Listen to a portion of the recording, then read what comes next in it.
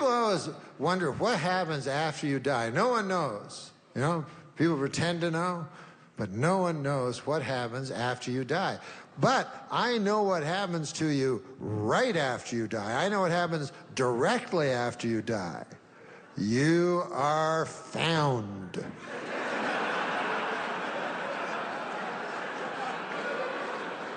And this is where it gets tricky. And it's always by a loved one, you know? And you don't want your son walking in going, ah, what the fuck? The fuck is Dad? What cat? Huh? And that's how you'll be remembered forever, you know? Doesn't matter what else you accomplish in life. See, people are under the misapprehension that that their life is like a motion picture that will be remembered as such, but it's not. It's just a photograph, you know, a still photograph. And that's unfortunately how it is. But, you know, like if you think your son will remember you as, I remember my dad took me to Disneyland in the blistering heat, and by God, he stood in line to get Mickey Mouse's autograph. It took him 2 hours. It was for me. He knew it wasn't the real Mickey Mouse. He had to have. He was an unemployed college kid. And yet he stayed for me. Ha, Dad. He had 2 jobs, you know, to put food on my plate and my brother's and my mom's. 2 jobs. And I remember one time, I'll never forget it, he came home late at night, and I was in bed. I was pretending to be asleep, but I wasn't.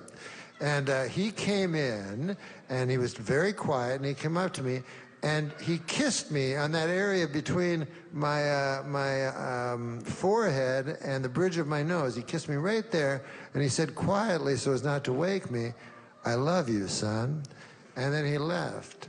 And the next day, I wanted to say something to him at breakfast table, but he was already out. He was driving hack. That was his second job. But my God, my dad...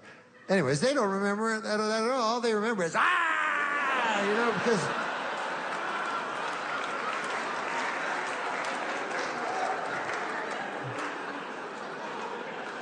Unfortunately, that's the way human beings are.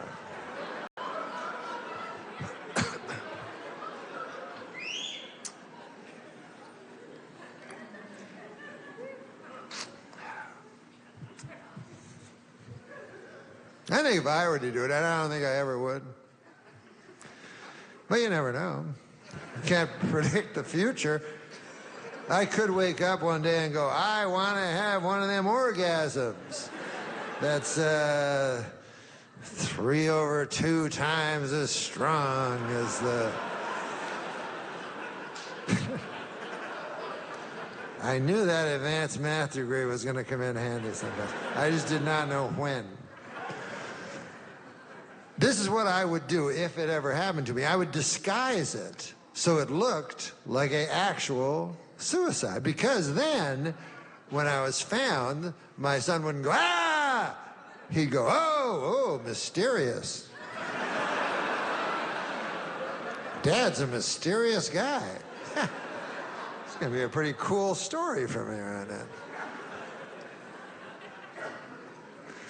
So I would pretend, you know, it was a real suicide. Like I would write a note, a suicide note.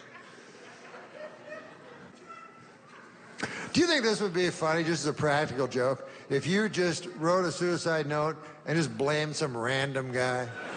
Would you think that would be, you know what I mean? You know, like your barber or something like that, you know, it was all Ralph Abernathy's fault. Because you know the police would be compelled to go to Abernathy's barber shop and go, have you ever heard of a fellow named Norm Macdonald? I go, yeah, he'd come in every couple of months for a trim. Oh, okay. Well, anyways, he took his life because of you. Wrote it here in this letter. Would you like to keep the...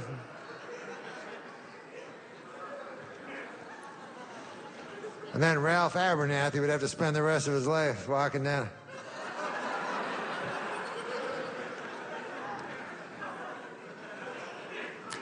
hard enough without having to...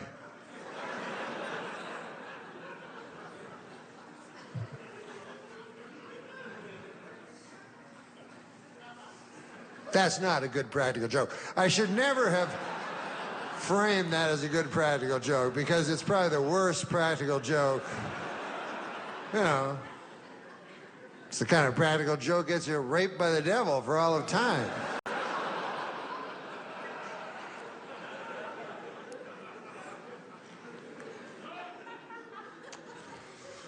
I came here from Las Vegas, Nevada, and when I was on the air, where do airplanes go from? Airports. I was in the airport, and guys were asking, everyone my ID, and it occurred to me that ID is a strange abbreviation, because I is short for I, and then D is short for identification. So seems to me D is doing most of the legwork on that one. But Vegas was cool. They have a motto in Vegas. They got their own slogan for the city. It says, "What happens in Vegas stays in Vegas," which is not true. You know, you can't kill a guy and then just leave, you know? They'll follow you. They'll find you. They'll bring you back, and they'll try you in front of a jury of your peers. So I thought, well, what does it mean anyways? You know, and I ruminated about it. Days and days and nights. Sleepless weeks became sleepless more weeks. And finally, it occurred to me. It was so simple. It was right in front of my face the entire time. Whatever happens in Vegas stays in Vegas. All it really means is you can go to Vegas, you can have sex with a prostitute, and she will not tell your wife. They're very discreet, the Las Vegas prostitutes. You know? Not like these gossipy small town whores back where you live, you know? These fucking blabbermouths down at the beauty parlor with that pale blue thing over their head, whatever the fuck that is. Going, "You're Marge Majerison, John Neal's wife?"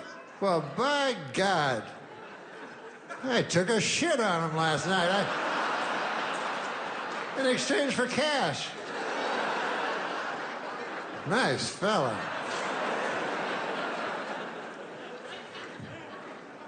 My favorite thing is the magic phones that we all have. You know, not so long ago, phones were not magic. They were just used to telephone people. And they couldn't take pictures, you know? If you wanted to take a picture, this was only like 20 years ago, you would have to use it. You couldn't use a phone. I remember I tried. Go, okay, just hold on there. Just... People go, "What are you doing?" I go, "Don't worry, it's..." I was kind of ahead of my time, but they thought...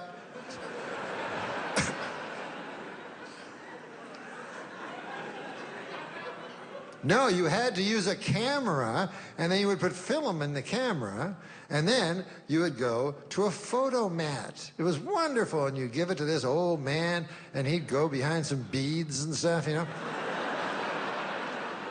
And then you go, "When am I going to see them pictures?" And you go, "I don't know."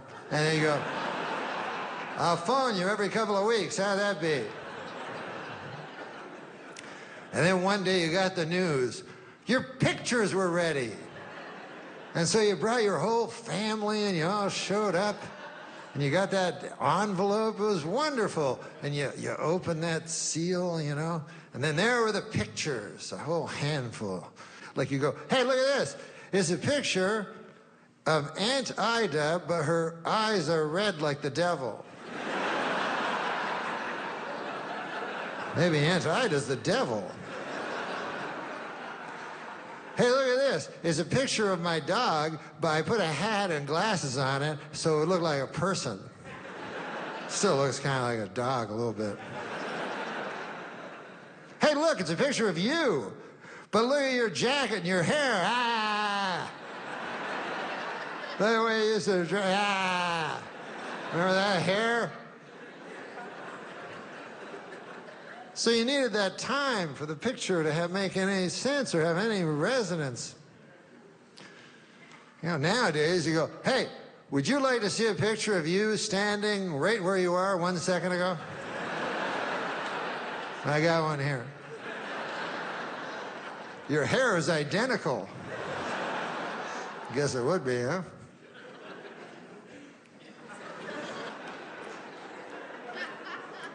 In the real old days, they would take pictures like, at my house, I have a picture of my great-grandfather. And I only have one, you know? Back then, they only had one picture of everybody because they'd pull that thing and it would explode and all that shit, you know? And it was just nobody was happy because it took so long to get your picture taken. And so it's just my great-grandfather going, how long is this going to take, Sarah?